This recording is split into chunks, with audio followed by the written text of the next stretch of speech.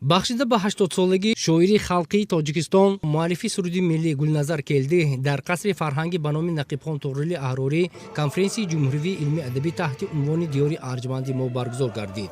иброз гардид ки таври асосгузори сулҳу ваҳдати миллӣ пешвои миллат президенти ҷумҳурии Тоҷикистон муҳтарам Эмомалӣ Раҳмон таъкид карданд, нақши шахсиятҳои барҷастае мисли Гулназар Келдӣ дар тарбияи маънавии насли наврас ва таҳкими ҳисси ватандӯстии ҷавонон бисёр муҳим аст. мо бояд хотираи чунин фарзандони фарзонаи миллатро гиромӣ дорем. устод таҷрибаҳои бисёр беназир дар адабиёти муосири тоҷик, дар шеъри тоҷикӣ ба анҷом расонидаанд. устод Гулназар фарзанди шоир Белнажон барои бачаҳо ҳам шеърҳо эҷод карданд. инчунин ҳамчун нависандаи забардаст дар таърихи адабиёти тоҷик хеле хизматҳое карданд.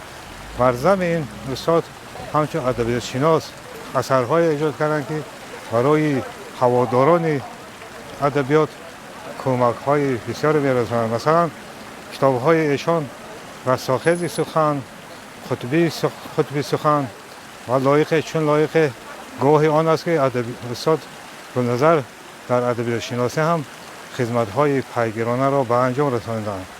гуфта шуд ки тақдир ва арзгузорӣ аз хизматҳои бузурги аҳли илму адабиёт, фарҳангу ҳунар яке аз рукнҳои барҷастаи сиёсати маънавӣ бунёди асосгузори сулҳу ваҳдати миллӣ пешвои миллат муҳтарам Эмомалӣ Раҳмон қарор гирифтааст. намояндаи ҳукумати ҷумҳурии Тоҷикистон муовини сардори хадамоти назорати давлатӣ бехатари корҳо дар саноат ва соҳаи кӯҳкорӣ назди ҳукумати ҷумҳурии Тоҷикистон Ардашер Мирзозода ҳозиринро аз номи ҳукумати кишвар ба ифтихори ин санаи фархонда шодбош гуфта аз нақши Гулназар Келдӣ дар рушди адабиёти тоҷик ёдовар шуд. раиси иттифоқи нависандагони Тоҷикистон Низом Қосим афзуд ки устод Гулназар дар шумораи суханварони тозаназар, навҷӯву навовар дар адабиёти муосири тоҷик эътироф гардидааст, ки токунун аз ӯ зиёда аз 40 маҷмӯаи шеърӣ ба чоп расидааст.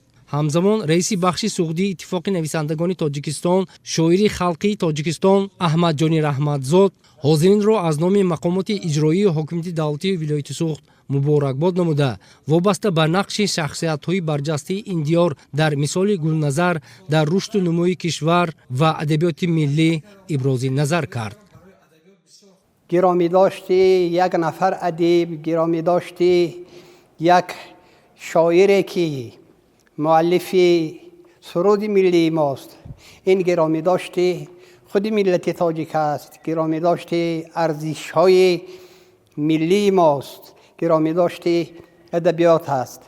дар интиҳои чорабинӣ барномаи консертӣ иборат аз шеъру сурудҳои ватандӯстона аз эҷоди устод Гулназар аз ҷониби ҳунармандони шинохтаи кишвар ва бахши фарҳанги ноҳия хотири ҳозиринро болида намуд. устод Гулназар дар симову дар шахсияту дар ҳамун сиришту вуҷуди худ як фуруғе аз шахсияти устод Мирзо Турсунзода, як партаве аз шахсияти устод Фазлиддин Муҳаммадиев, як шароре аз гулхани устод Муъмин Қаноат ва баъзе хосиятҳо сифатҳои устодон Лоиқ Шералӣ, Бозор Собиқ, Қутби Киром ва дигаронро дар симои вуҷуди худ ҳифз мекарданд ва дар эҷодиёташон ҳам сифатҳои эҷодии ҳамин адибони бузургонамонро як навъе хулоса карданд. ҳамзамон акси итлоотӣ зитту саодати абад насиби мост бо мақсади баландбардоштани маърифати миллӣ роҳандозӣ шуд.